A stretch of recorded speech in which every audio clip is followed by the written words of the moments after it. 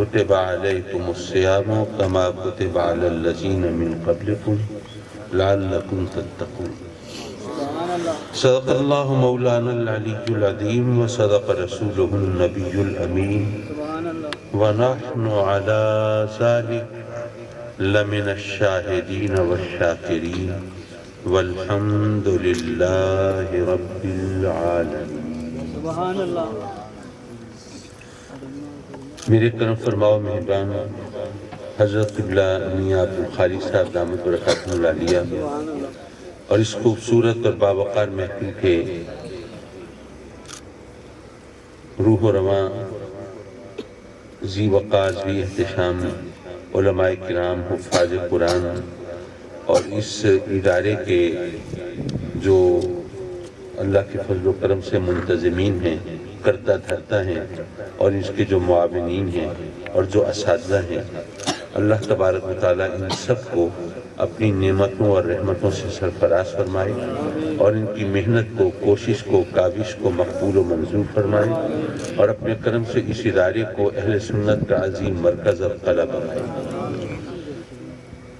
وقت ایسا ہوا کہ اب میرے لیے طویل گفتگو کرنا ویسے مشکل بھی ہے، اور جب اتنی تاخیر ہو جائے تو تھکاوٹ سے اعصاب کشیدہ ہوتے ہیں، نیند سے بھی آدمی مغلوب ہو رہا ہوتا ہے، بستر کی لذت بھی دامنگیر ہوتی ہے، کچھ کہنا سننا بھی طبیعت پہ بار ہوتا ہے۔ تو ایسے میں مجھے آپ کے صبر اور حوصلے کا زیادہ امتحان نہیں لینا چاہیے، صرف چند باتیں استقبال رمضان کے حوالے سے۔ وہ جو ہمارا رب ہے، پروردگار ہے، پالنہار ہے، وہ رحمان ہے، وہ رحیم ہے، اور وہ اپنے بندوں کو نوازنے کے لیے بہانے تخلیق فرما دیتا ہے۔ آپ دیکھیے کہ اگر کوئی شخص نیکی کا ارادہ کرے، صرف نیکی کا ارادہ کیا ہے، تو اس کے نامہ اعمال میں نیکی درج کر دی جاتی ہے، اور اگر وہ نیکی کر لے تو ایک نیکی کا ثواب کم از کم 10 گنا تو اس کا وعدہ ہے قرآن میں، اور وہ کس طرح آگے ملٹیپلائی ہوتا ہے، کس طرح بڑھتا ہے۔ ماشاءاللہ رمضان میں آپ جانتے ہیں کہ ایک نیکی کا ثواب 70 گنا ہو جاتا ہے، اور وہ اگر چاہے تو 700 گنا فرما دے، اور اگر وہ چاہے تو اس سے بھی بڑھا دے، اس کے لیے کسی چیز کی کمی تو نہیں ہے۔ تو اگر کوئی نیکی کرتا ہے تو اس کا ثواب اور زیادہ بڑھ جاتا ہے، کئی نیکیاں درج ہو جاتی ہیں، اور اگر نیکی کا صرف ارادہ کرے لیکن نیکی کرے نہیں تو تب بھی اس کے نامہ اعمال میں وہ جو ارادہ کرنے کا جو ثواب ہے وہ نیکی وہ تو درج ہو جاتی ہے۔ اور اس کے مقابلے میں اگر کوئی گناہ کا ارادہ کرے تو گناہ کر نہ سکے تو اس کے گناہ سے بچنے کے حوالے سے ایک نیکی وہاں درج ہو جاتی ہے۔ گناہ کرنے کے ارادے کو گناہ کے حیثیت سے نہیں لکھا گیا، وہ گناہ درج نہیں ہوا اس کے نامہ اعمال میں، بلکہ وہ گناہ نہیں کر سکا تو یہ نیکی بنا کے اس کے نامہ اعمال میں درج کر دیا گیا۔ اور اگر وہ گناہ کر لے تو بس وہ ایک گناہ جو اس نے کیا ہے وہی لکھا جاتا ہے، وہ بڑھایا نہیں جاتا ہے۔ حضرات مکرم، پھر یہ دیکھیے کہ اس کی ایکو ختم کر دیجیے کہ اگر کوئی شخص نیکی کر رہا ہے، مثلا نماز ہمیں پڑھنی ہے نا، نماز تو فرض ہے، ادا کرنی ہے، لیکن نماز کے لیے ہمیں وضو کرنا تھا، تو رب کائنات نے وضو کو ایک مستقل عبادت قرار دے دیا۔ پھر نماز کے لیے ہمیں وضو کرنے کے بعد مسجد کی طرف چلنا تھا، تو ہر قدم پہ ہمارے لیے نیکیاں شمار ہونے لگی۔ پھر ہم مسجد کے اندر داخل ہوئے تو اگر سنت طریقے سے ہم نے قدم رکھا اور دعا پڑھی تو اس کا ثواب علیحدہ سے لکھ دیا گیا۔ پھر ہم نے اذان سنی اور سنت طریقے پر اس کا جواب دیا تو پھر اس کا ثواب علیحدہ سے ملا، وہ نیکی علیحدہ درج ہو گئی۔ پھر جب ہم نے جماعت کا انتظار کیا، وہاں پر کچھ وقت گزارا تو ایک ایک لمحے کا ثواب علیحدہ ملتا رہا۔ اور پھر جب ہم نے نماز شروع کی تو نماز شروع کرنے کا ثواب علیحدہ ملا ہے، پھر نماز جو پڑھی ہے اس کا ثواب تو ملنا ہی تھا، اور پڑھنے کے بعد جب ہم واپس آئے تو اسی ترتیب سے ہمیں ثواب ملتا گیا۔ یارو ایک نیکی تھی نماز پڑھنا، وہ کس طرح ملٹیپلائی ہو گئی، اس کو کتنا بڑھا دیا رب کائنات نے۔ تو رب کائنات اپنے بندوں کو نوازنے کے لیے گویا بہانے تخلیق فرما دیتا ہے۔ حضرات مکرم، یہ سوچئے کہ اگر آپ کی ماں ہے تو کیا وہ آپ کا برا چاہے گی کبھی؟ نہیں۔ اچھا، وہ تو ہم جیسی ایک انسان ہے نا، مس کیلکولیشن بھی ہو سکتی ہے، اس سے غلطی بھی ہو سکتی ہے، کسی چیز کو ہمارے لیے اچھا سمجھتی ہے وہ حقیقتاً اچھی نہ ہو، کسی چیز کو ہمارے لیے برا سمجھتی ہے وہ حقیقتاً بری نہ ہو، اس سے غلطی کا امکان ہے۔ لیکن ایک ہستی وہ ہے جو ماں سے 70 گنا زیادہ محبت کرتی ہے، کیا اس سے بھی غلطی ہو سکتی ہے؟ نہیں۔ تو پتہ یہ چلا کہ جب ماں ہمارا برا نہیں چاہتی تو جو ماں سے 70 گنا زیادہ محبت فرماتا ہے وہ برا کیسے چاہ سکتا ہے؟ اور اس سے تو غلطی کا صدور بھی ممکن نہیں۔ تو پتہ یہ چلا کہ اگر ہم اپنی مرضی کو اس کی مرضی پہ ترک کر دیں، اپنے اختیار کو اس کے اختیار کے سامنے چھوڑ دیں، ہم اس کی رضا پہ راضی ہو جائیں، تو اس سے بہتر ہمارے لیے کوئی راستہ نہیں ہو سکتا۔ ممکن ہے آپ سوچیں کہ جناب یہ کیا بات بنی، اس سے بہتر راستہ نہیں ہو سکتا؟ ہم غربت کے ہم ہاتھوں تنگ ہو رہے ہیں، پریشان ہو رہے ہیں، جناب مہنگائی نے کمر توڑ کے رکھ دی ہے، اور غربت نے جینا حرام کر دیا ہے، اور بے روزگاری نے زندگی ہمارے لیے عذاب بنا دی ہے، اور آپ کہہ رہے ہیں کہ جی جو وہ ہمارے لیے جو اس نے چاہا ہے اس سے بہتر نہیں ہو سکتا، یہ کیا بات بنی؟ میں عرض کروں گا کہ اس بات کو بھی سمجھنے کی کوشش کیجئے۔ ایک تو ہم لوگوں کی عادت یہ ہے کہ ہم رب کی بارگاہ میں بھی شکوہ شکایتوں کے دفتر کھول کے بیٹھ جاتے ہیں۔ بچے نے فرمائش کی کہ جی مجھے موٹر سائیکل دلوا دیں۔ پہلے تو ہم نے خوب شکایتیں کی، مولا وہ جو کافر ہیں سنا ہے ان میں وہ ٹریلین ایئر ہوتے ہیں، وہ کھرب ہا پتی، جو اگر چاہیں تو اپنے بچے کو روز ہوائی جہاز دلوا دیں، ان کو فرق نہ پڑے، اور میں تیری بارگاہ میں جھکنے والا، تجھ سے لو لگانے والا، تیرے محبوب کے نام کا کلمہ پڑھنے والا، غلامی کا دعویٰ کرنے والا، مولا میرے بچے نے مجھ سے موٹر سائیکل مانگی ہے اور میرے پاس اس کا وسائل نہیں ہے، مولا یہی انصاف ہے کہ جو تجھ سے لو لگائیں وہ تو ترستی سسکتی زندگی گزاریں، اور جو سرکش ہوں، باغی ہوں، نافرمان ہوں، منکر ہوں، وہ عیش کریں، عشرت کریں، اور جہاں چین کی بنسی بجائیں۔ پہلے تو پیٹ بھر کے شکوے شکایتیں کی، اور پھر سوچا کہ بچے نے فرمائش کی ہے، اگر اس کی فرمائش پوری نہ کی تو وہ اس کے ہمجولی، اس کے دوست کہیں گے کہ تیری یہ اوقات ہے، تیری کوئی بات ہی نہیں مانتا، تو وہ تو احساس کمتری کا شکار ہو جائے گا، گھر والوں کے خلاف اس کے دل میں جذبات ابھرنے لگیں گے۔ تو اس لیے بہتر یہ ہے کہ بچوں کی فرمائش پوری کی جائے۔ تو آپ نے کہیں سے ادھار پکڑا، کوئی کمیٹی ڈالی، جمع پونجی اکٹھی کی، دوستوں کا احسان لیا، کرا کے کسی طرح بچے کو موٹر سائیکل دلوا دی۔ اب آج کل بچے ماشاءاللہ موٹر سائیکل چلاتے تو نہیں ہیں، وہ تو اڑاتے ہیں۔ خدا نہ خواستہ بچہ تیز رفتاری کی وجہ سے یا ون ویلنگ کی وجہ سے یا کسی بھی اور سبب سے کسی جان لیوا حادثے سے دوچار ہوا، بچے پہ تو جو گزری سو گزری، آپ ساری زندگی اپنے آپ کو الزام دیں گے۔ وہ بچے نے فرمائش کی تھی موٹر سائیکل کی، وہ تو بچہ تھا، میں تو بڑا تھا، مجھے سوچنا چاہیے تھا بچے کو کس عمر میں موٹر سائیکل دلوانی چاہیے۔ اگر ہمیں پتا ہو کہ یہ چیز ہمارے لیے نقصان دہ ہوگی، بچوں کے لیے نقصان دہ ہوگی، کبھی اس کو لیں گے؟ اب ہمیں تو نہیں پتا کہ کوئی چیز نفع بخش ہے یا نقصان دہ ہے، لیکن وہ تو جانتا ہے نا۔ اگر وہ جانتا ہے اور یقیناً جانتا ہے، اور وہ ہم سے ماں سے 70 گنا زیادہ محبت بھی فرماتا ہے، تو اگر ہم اس کی رضا پہ راضی ہو جائیں تو اس سے بہتر اور کون سا راستہ ہو سکتا ہے؟ رہی یہ بات کہ جناب ہم تو غربت کے ہاتھوں تنگ پریشان، آپ کہتے ہیں اس کی رضا پہ راضی ہو جائیں، کیا یہ غربت بھی ہمارے لیے اس کی رحمت ہے؟ میں عرض کروں گا کہ آپ جانتے ہیں نا، ہمیں ہر چیز کا حساب دینا ہے رب کی بارگاہ میں۔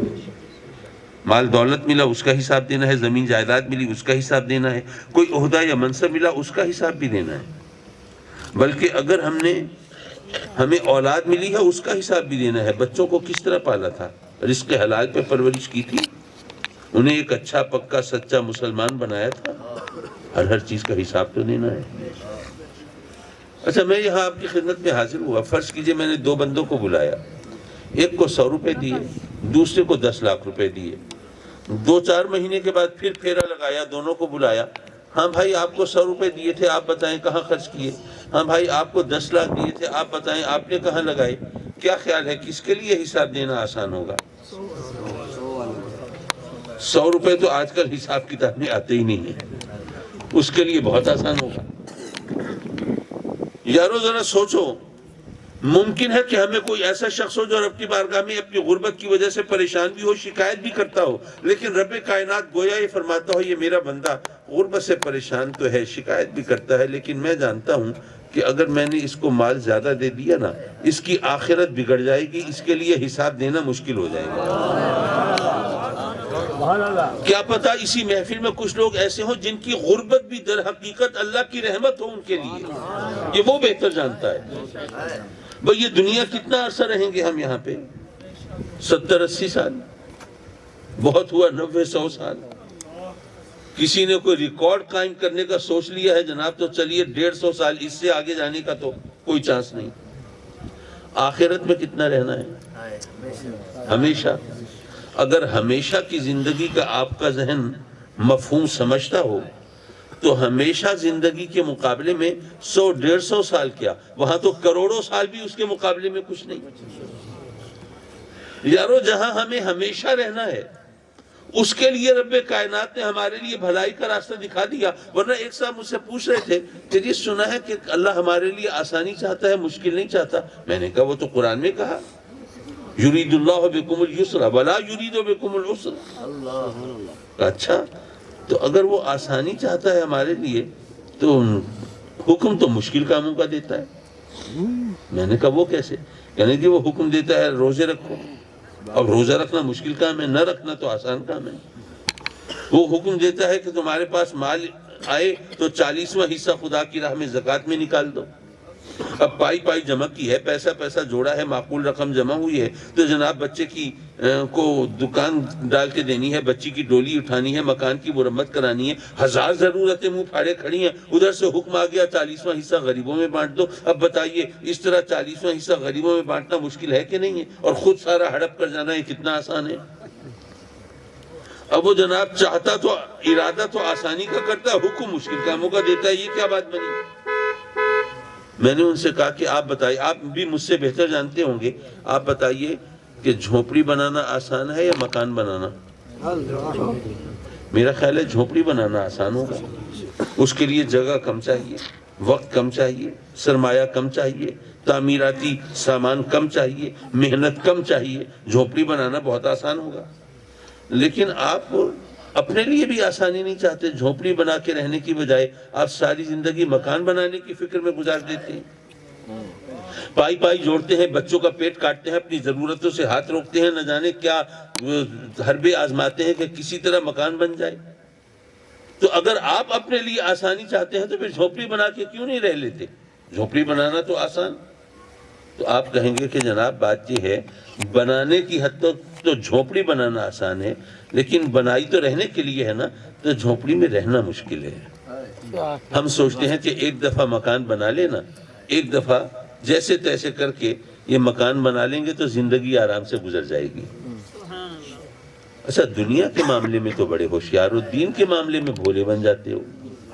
بھئی اگر نیکی کرو گے تو رہنے کو جنت ملے گی، برائی کرو گے تو رہنے کو جہنم ملے گی، تو اب بتاؤ کہاں رہنا آسان ہے؟ میرا خیال ہے جہنم میں رہنا تو خاصا مشکل کام ہوگا۔ اگر ہم اپنے لیے آسانی چاہیں تو جنت میں رہنا چاہیں گے یا جہنم میں؟ جنت میں۔ تو اللہ ہمارے لیے آسانی چاہتا ہے، اس لیے نیک کاموں کا حکم دیتا ہے، ورنہ چھوڑ دیتا ہمیں ٹھیک ہے جو چاہو کرو۔ حضرات مکرم، ماہ رمضان کی مناسبت سے عرض کروں کہ دیکھیے رب کائنات اپنے بندوں کو، یہ ہمارے اسلام ہمارے دین کی خصوصیت ہے کہ ہمارے جو مختلف جذبات ہیں ان میں کچھ نیک جذبات ہوتے ہیں اور کچھ قابل اعتراض ہوتے ہیں. جیسے رحم دلی ہے، اچھا جذبہ ہے. سخاوت ہے، کسی کے کام آنا، یہ اچھے جذبے ہیں. محبت ہے، اچھا جذبہ ہے. لیکن لالچ کو آپ اچھا کہیں گے یا برا کہیں گے؟ لالچ بری بلا ہے. لیکن یہ بتائیے کہ باقی سال میں تو لوگ مسجد میں نہیں آتے، رمضان میں مسجدیں اوور فلو کر رہی ہوتی ہیں، سڑک پر بھی صفیں بنی ہوئی ہیں، اس میں گنجائش کم ہو رہی ہے. جو پہلے نہیں آئے تھے وہ بھی مسجد میں آئے کھڑے ہیں. اور اسی طرح جو پہلے سارا سال تو خدا کی راہ میں خرچ کرنے کی توفیق نہیں ہوئی، اب رمضان میں جناب خیرات بھی نکال رہے ہیں، زکوٰۃ بھی نکال رہے ہیں. تو کبھی کسی نے تانا دیا کہ کتنے لالچی لوگ ہیں، جب ایک کے 70 مل رہے ہیں اب آئے کھڑے ہیں. ویسے توفیق نہیں ہوتی. کبھی کسی نے کوئی برا کہا ان کو؟ کسی نے کہا کہ یار یہ رمضان میں زیادہ اہتمام کرنے کی ضرورت نہیں، یہ لالچی لوگ ہیں، باقی سال تو آتے نہیں، اب کیوں آتے ہیں؟ کبھی ایسی کوئی بات ہوئی؟ نہیں. حالانکہ لالچ تو ہے. پتہ یہ چلا کہ لالچ بری چیز ہے اگر دنیا کا لالچ ہو، اگر مال پیسے کا لالچ ہو، مادی چیزوں کا لالچ ہو، ان چیزوں کا لالچ یہ بری چیز ہے. لیکن اگر ثواب کا لالچ ہو، اگر اللہ رسول کی رضا کا لالچ ہو تو یہ بری چیز نہیں ہے. اسی طرح نفرت، انتقام، غصہ یہ بری چیزیں ہیں کہ نہیں ہیں؟ لیکن رب کائنات نے اس کی بالکل نفی نہیں کی. بھئی ایک انسان ہے، انسان کے اندر ہی جذبات ہیں. تو اسلام نے یہ نہیں کہا کہ نہیں جناب تم نفرت کرنا چھوڑ دو بالکل. یہ نہیں کہا کہ تم بالکل ہی انتقام اور غصے سے دستکش ہو جاؤ. نہیں، ہمیں بتایا کہ نفرت، غصہ، انتقام یہ انسان کے اندر ہے، لیکن اس کا اظہار کہاں ہونا چاہیے؟ یہ اسلام نے راستہ دکھا دیا کہ اگر کسی نے تمہارے ساتھ کوئی زیادتی کی ہے تم اس کو معاف کر دو تو اللہ راضی ہوگا. لیکن تمہارے اندر غصے اور انتقام کو نکلنے کا، بھڑاس نکلنے کا راستہ تو چاہیے. تو تم اپنے ان جذبات کا اظہار اس کے خلاف کرو جو اللہ رسول کا دشمن ہے، جو تمہارے دین اور مذہب کا دشمن ہے. اگر تم ان کے خلاف نکلو گے اور جہاد کرو گے تو تمہارا یہ نفرت، انتقام اور غصے کا جذبہ یہ بھی قابل تعریف ہو جائے گا کہ تم میدان جہاد میں نکلے ہو. تم نے اللہ رسول کے دشمنوں کو مزہ چکھانے کا تہیہ کر لیا ہے، تم نے ہتھیار اٹھا لیے ہیں. تو پتہ یہ چلا کہ یہ تمام اچھا محبت مثبت جذبہ ہے، اچھی چیز ہے. لیکن کس کی محبت؟ اب یہاں پر اب اس محفل کے تقدس کی وجہ سے میں وہ تمام باتیں تفصیل سے نہیں کروں گا. لیکن اگر آپ کسی بازاری عورت سے محبت کا دم بھرنے لگیں اور وہاں پر اپنا گھر بار اور اپنا سارا کاروبار لٹا دیں تو کیا کوئی تعریف کرے گا محبت کے جذبے کی؟ محبت تو قابل تعریف ہے، لیکن محبت کا محل کس کو بنایا ہے آپ نے؟ ہمیں بتایا رب کائنات نے، اس کی راہ دکھائی کہ اے میرے بندو، جب کسی کو محبت ہو تو اس کی بھوک پیاس اڑ جاتی ہے، اس کی نیند غائب ہو جاتی ہے، اس کو کسی چیز میں لطف نہیں آتا، وہ دنیا سے بیگانہ ہونے لگتا ہے. تو تم محبت کا اظہار بھی اس کی خاطر کرو. تو چلو ایسا کرو کہ یہ مہینہ مقرر کر دیا، اس میں تم بھوکے رہو، اس میں پیاسے رہو، اس میں تم اپنے نفسانی خواہشات سے دستکش ہو جاؤ. پتہ چلے کہ تمہاری محبت بھی اسی کی خاطر ہے. نعرہ تکبیر، نعرہ رسالت، نعرہ رسالت، نعرہ حیدری، نعرہ غوثیہ، حضور غزالی زمان. تو رب کائنات نے ہمیں بتایا کہ اے میرے بندو، یہ محبت جو ہے اپنے اظہار کے لیے مختلف راستے تلاش کرتی ہے. کبھی صحرا نوردی کراتی ہے. قیس جو ہے وہ صحرا کی خاک چھان رہا ہے کیونکہ محبت میں گرفتار ہے. اس کو کسی چیز سے کوئی غرض نہیں، اس کو اپنی زیب و زینت اور آرائش سے کوئی غرض نہیں. وہ سوکھ کے کانٹا ہو رہا ہے، نہ لباس کی فکر ہے نہ کسی اور چیز کی. تو تم بھی زندگی میں ایک بار 2 چادریں کفن کی صورت میں لپیٹ کر ننگے سر ننگے پاؤں ارے گلی کوچوں میں لبیک اللہم لبیک کی صدائیں دیوانہ وار لگاتے پھرو، پتہ چلے کہ تم بھی کسی سے محبت کرنے والے ہو. حضرات مکرم، اگر آپ غور کریں تو رب کائنات نے ہمارے تمام جذبات کے اظہار کے لیے راہیں تلاش دی ہیں اور ہمارے جذبوں کو اپنے اظہار کا موقع دیا ہے اور ہمیں انہیں رخ متعین کر دیا ہے کہ اس کا اظہار کس انداز سے ہونا چاہیے. لیکن ہم بھی ماشاءاللہ اپنی منمانی کرنے میں چوکتے نہیں ہیں. ایک دن میں کراچی سے ملتان آ رہا تھا، کئی سال ہو گئے، تو میری ساتھ والی سیٹ پر ایک صاحب بیٹھے تھے، مجھے پہچانتے تھے. کہنے لگے کاظمی صاحب یہ بتائیے، سنا ہے کہ اگر آدمی روزہ رکھ کے وہ جھوٹ بھی بولے، جھوٹی قسمیں بھی کھائے اور یہ غیبت بھی کرے تو اس کو روزے کا کوئی فائدہ نہیں ہوتا، کیا یہ بات درست ہے؟ میں نے کہا یہ بات تو بالکل صحیح ہے. ہمیں بتایا گیا کہ اللہ کو تمہارے بھوکا پیاسا رہنے سے کوئی غرض نہیں ہے.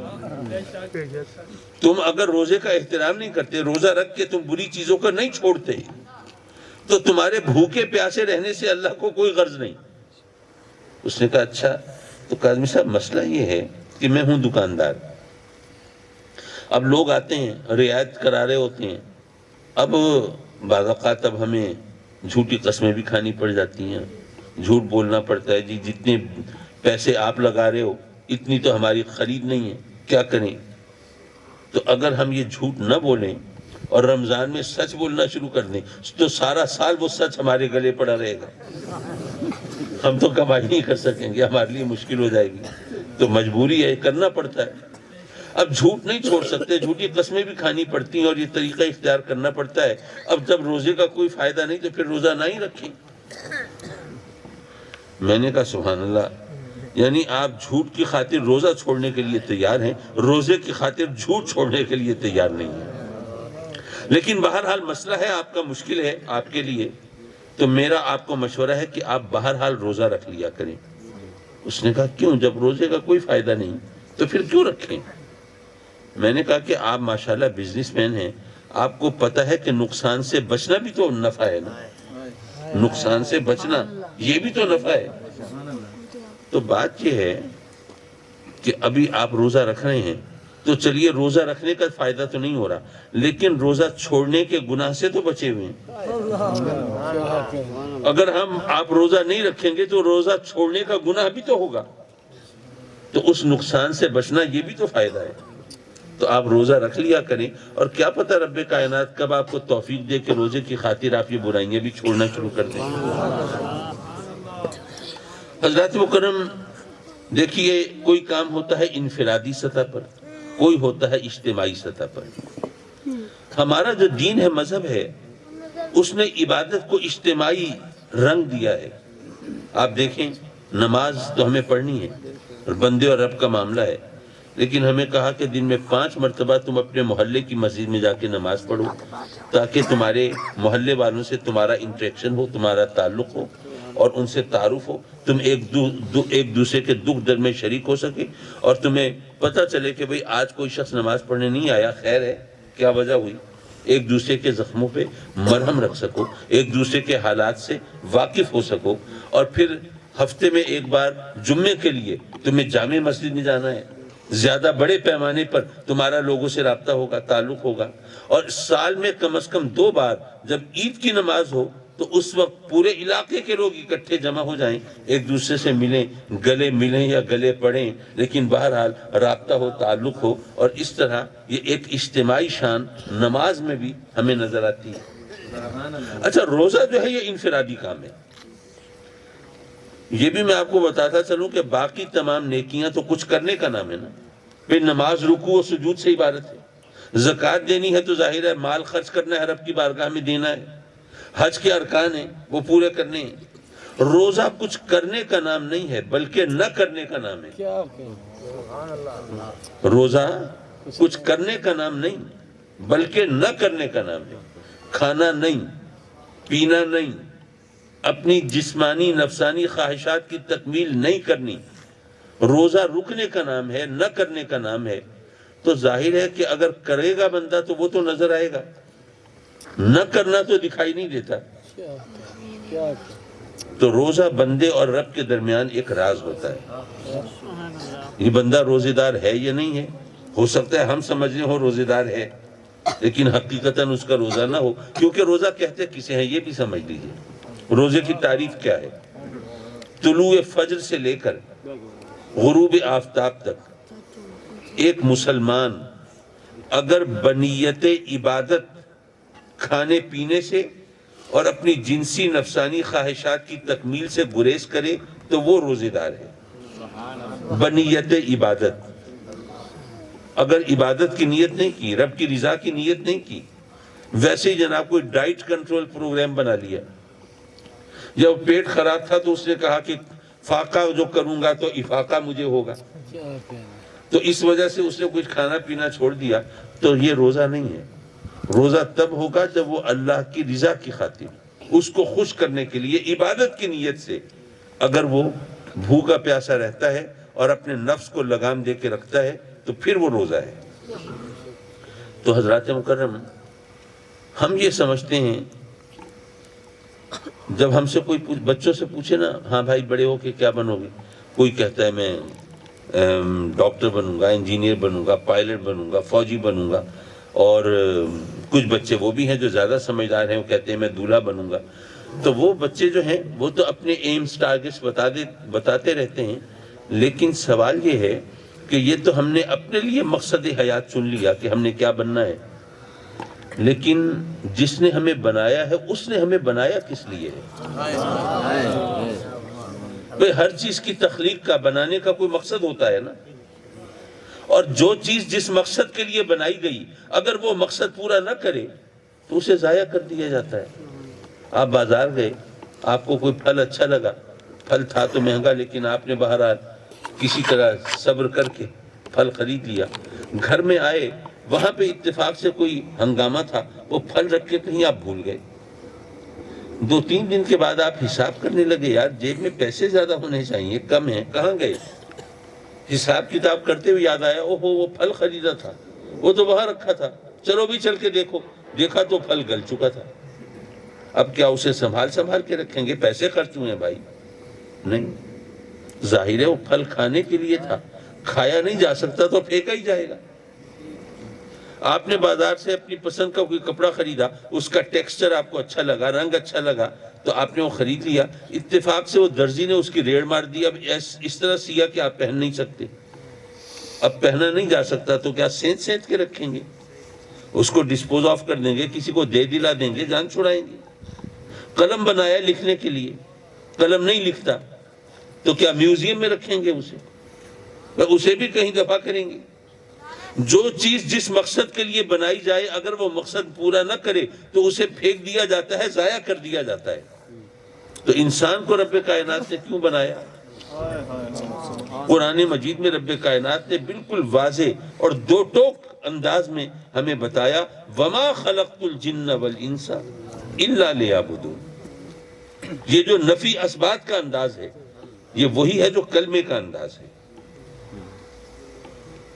لا الہ، کوئی معبود نہیں، کوئی معبود نہیں، الا اللہ، اللہ کے سوا۔ پہلے انکار ہو گیا پھر اقرار ہوا، پہلے نفی ہوئی پھر اثبات ہوا۔ اس سے فائدہ کیا ہوا؟ علماء تو کہتے ہیں اس سے فائدہ حسر کا ہوا اور ما سوى المذکور کی نفی ہو گئی، عوام کو کچھ نہیں پتا چلا کیا ہوا۔ چلیے پھر آپ کو بتا دوں کیا ہوا۔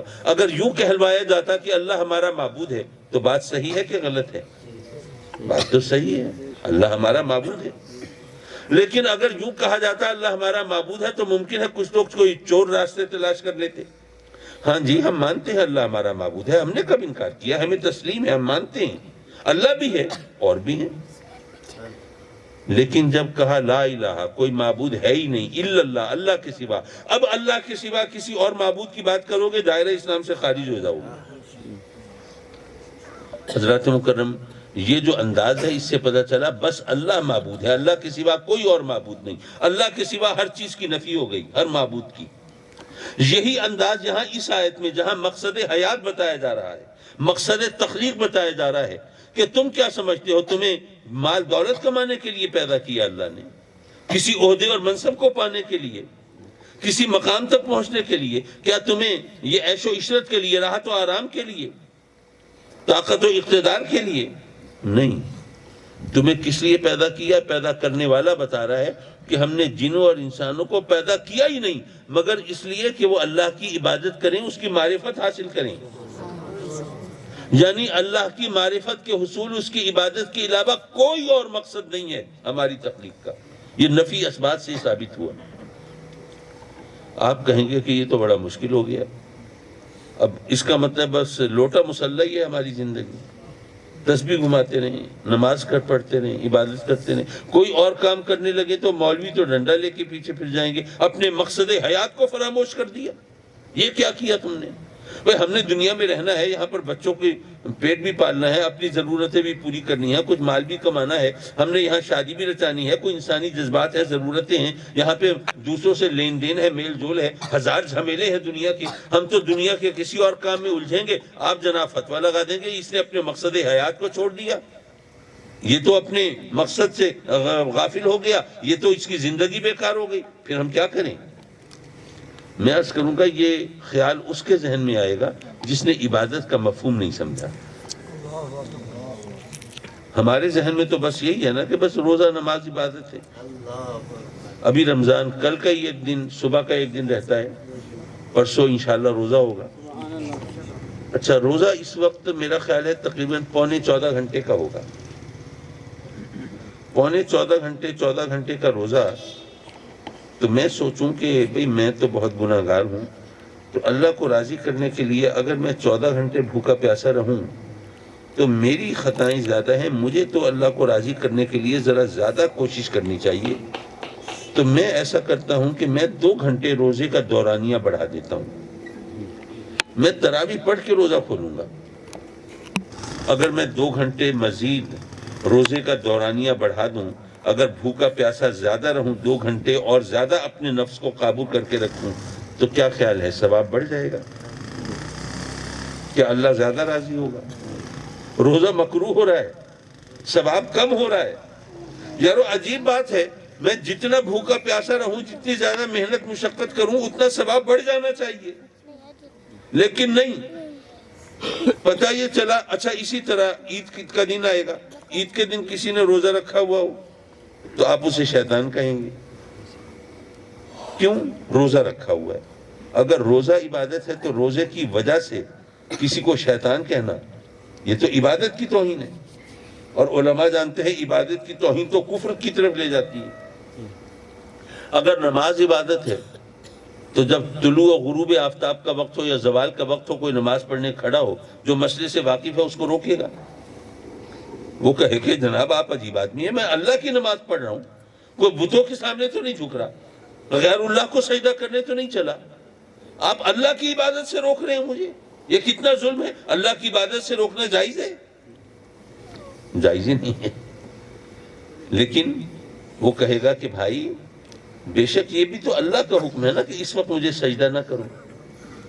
تو پتہ یہ چلا کہ روزہ عبادت نہیں ہے، نماز عبادت نہیں ہے، اللہ رسول کا حکم ماننا عبادت ہے. اللہ رسول کا حکم مانو گے تو وہ عبادت ہے. حکم سے انحراف کرو گے تو تمہاری منمانی ہے، اپنی مرضی چلا رہے ہو، یہ عبادت شمار نہیں ہوگی. تو اگر آپ عبادت کا یہ مفہوم سمجھ لیں تو پھر پتہ چلتا ہے کہ ہماری زندگی کا تو ہر لمحہ عبادت ہو سکتا ہے اگر ہم اللہ رسول کی مرضی اور حکم کے مطابق زندگی بسر کریں. پھر ہمارا سونا بھی عبادت ہو سکتا ہے، اٹھنا بھی، ہمارا روزی کمانا بھی عبادت ہو سکتا ہے، روٹی کھانا بھی عبادت ہو سکتا ہے اگر اللہ رسول کے حکم کے مطابق یہ کام کریں. میں صرف اپنی گفتگو کے آخری لمحات میں ہوں. شیطان کو قید کر دیا جاتا ہے. اب ذہن میں نہیں آتا وہ شیطان جو ہمارے جسم میں خون کی طرح گردش کرتا ہے اس کو کیسے قید کیا جا سکے گا. میں اب یہ تو نہیں کہتا کہ اس کا یہی مفہوم ہے، لیکن ایک مفہوم یہ بھی ہو سکتا ہے. وہ کیا؟ آپ اپنے بچے کو لے کے کسی محفل میں گئے، محفل سنجیدہ تھی، اب وہاں پر بزرگ حضرات بیٹھے ہیں، کوئی ڈسکشن ہو رہی ہے، کوئی سنجیدہ موضوع ہے. اب بچہ بیچارہ بڑی مشکل میں ہے، پہلو بدل رہا ہے، کسی طرح رسے توڑانے کا موقع ملے، میں یہاں سے بھاگوں، اپنے ہمزولیوں میں جا کے ذرا بھاگ دوڑ کروں، ذرا کھیلوں کودوں، یہاں پہ میں کہاں پھنس گیا. وہ اپنے آپ کو قید میں محسوس کر رہا ہے کہ نہیں؟ اسی طرح کوئی نیکوکار پرہیزگار ہے، وہ جناب کوئی شرابی کبابی لوگوں کی محفل میں کہیں پھنس گیا، اب بڑی مشکل میں ہے کہ یار میں کہاں آ گیا.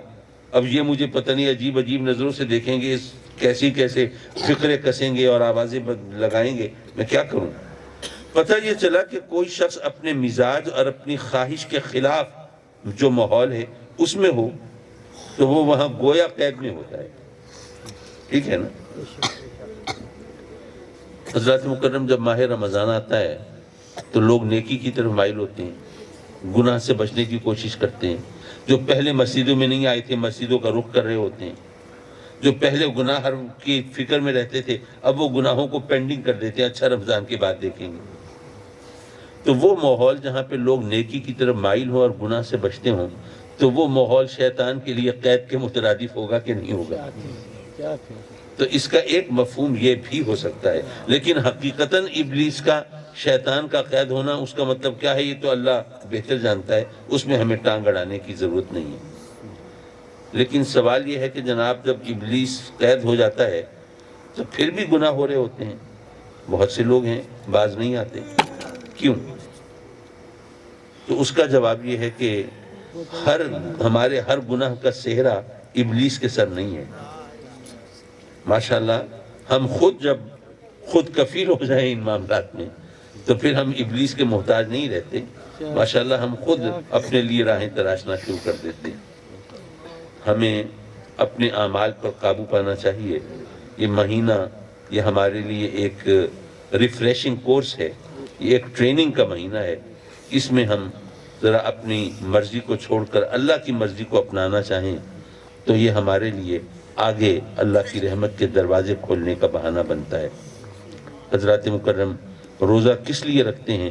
رب کائنات نے فرمایا لعلکم تتقون، تاکہ تم متقی ہو جاؤ۔ اگر تمہیں روزہ رکھ کے تقوی نہیں ملتا، اگر تمہارے دل میں خدا کا خوف پیدا نہیں ہوتا تو ظاہر ہے کہ پھر روزے کا فائدہ نہیں۔ روزے دار جو ہے اگر آپ غور کریں تو اس کا اللہ کی ذات پر یقین زیادہ پختہ ہوتا ہے روزہ خور کے مقابلے میں۔ بھوک لگ رہی ہے، پیاس لگ رہی ہے، آدمی اکیلا ہے، کوئی دیکھنے والا نہیں ہے تو بھوک مٹا لے، پیاس بجھا لے، لیکن نہیں، وہ بھوکا پیاسا ہے، برداشت کر رہا ہے۔ کیوں؟ اس لیے کہ اس کا یقین ہے کوئی اور نہیں دیکھ رہا لیکن وہ تو دیکھ رہا ہے نا۔ تو یہ یقین جو ہے دراصل یہی انسان کو برائی سے روکتا ہے نا۔ تو ماہ رمضان میں اس یقین کے حوالے سے ہماری ٹریننگ ہو رہی ہے کہ تمہارا یقین ہو کہ تمہیں اللہ ہر حال میں دیکھ رہا ہے۔ تو اگر اب ہماری ٹریننگ ہو رہی ہے، ہم بتا رہے ہیں، اپنے عمل سے بتا رہے ہیں کہ یارو جو بندہ سخت پیاس میں اور سخت بھوک میں ایک لقمہ روٹی کھانے کے لیے، ایک گھونٹ پانی پینے کے لیے بھی اللہ کے حکم کا منتظر ہے، وہ کوئی بڑا کام اس کی مرضی کے خلاف کیسے کر سکتا ہے؟ یہ ہم عملی طور پر ایک پیغام دیتے ہیں۔ معاف کیجئے میں نے بہت لمبی تقریر کر دی، میرے اندر اتنی ہمت نہیں تھی، لیکن پتہ نہیں آپ نے ہمت کہاں سے دے دی مجھے۔ لیکن اب یہ ماہ رمضان آ رہا ہے تو ہم اس کی بارگاہ میں عرض کرتے ہیں کہ مولا اس ماہ مقدس کو ہمارے لیے شاہد خیر بنانا، یہ ہمارے لیے اچھی گواہی دے، تیری بارگاہ میں ہماری شفاعت کرے کہ مولا اس نے میرا احترام کیا تھا، اس نے روزے رکھنے کی کوشش کی تھی، اور اگر کسی مجبوری کی وجہ سے روزہ نہیں رکھ سکا تھا تب بھی اس نے میرے احترام میں یہ علل اعلان لوگوں کے سامنے کھانے پینے سے گریز کیا تھا، اور اس طرح مولا اس کے حق میں میری شفاعت قبول فرما۔ تو ہم سب رب کی بارگاہ میں جھولی پھیلاتے ہیں اور ہاتھ اٹھاتے ہیں، اللہم صلی علی سیدنا و مولانا محمد وعلی آل سیدنا۔